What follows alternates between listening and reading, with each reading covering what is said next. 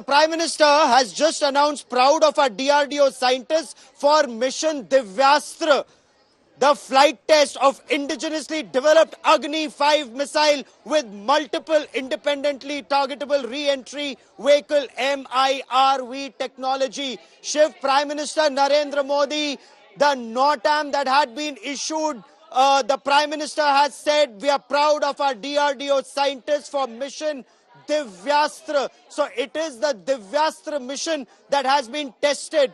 The first flight test of the indigenously developed Agni-5 missile with multiple independently targetable re-entry vehicle technology. This announcement has been made just about 30 seconds ago. And Shiv, you and I were talking about the NOTAM, or that notice to airmen that had been issued, that window that had just been created. And this is a very, very big signal that India is sending out, a signal about India's security, strategic security in the Indian Ocean region when you test out the Divyastra. And that's the announcement that's been made by Prime Minister Narendra Modi. Agni-5 is extremely, extremely crucial for national security. Shiv, as you and I well know, this has been in the works for quite some time, and this is a very, very big step in India's national security. The Agni-5 missile, a submarine-launched nuclear-capable missile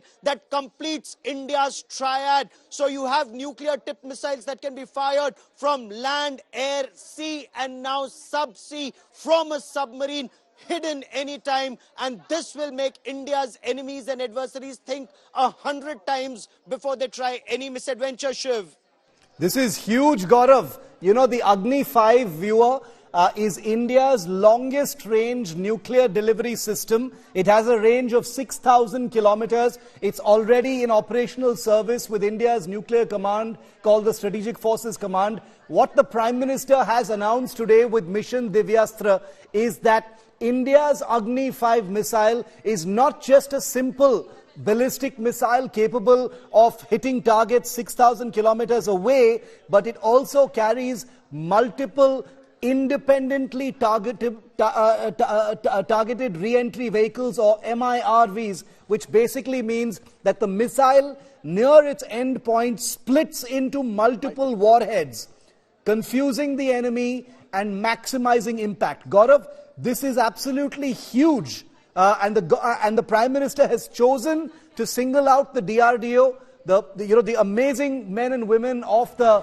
Advanced Systems Laboratory and the other missile laboratories under the DRDO that have worked tirelessly to make India not only totally independent and self-reliant as far as missiles are concerned, but giving us some of the most reliable strategic land-based and submarine-based deterrents. This particular missile, we understand, was possibly a land test. That's what the Agni-5 is. But a version of this, Gaurav, could possibly be tested from the sea in the next few days as well. So a big announcement by the Prime Minister. It is huge. It is huge. A step like this for India's national security and for strategic deterrence. This sends out a very clear message to India's adversaries. The fact that India has this capability, Divyastra, or the divine weapon, is what the Agni-5 is. Now, when you have multiple re-entry vehicles, MIRVs, what does this mean? That even if the enemy is able to take out one or two, there are multiple others that can still target the VA and VP, vital asset and vital points of the adversary, giving India that capability and enemy that disadvantage.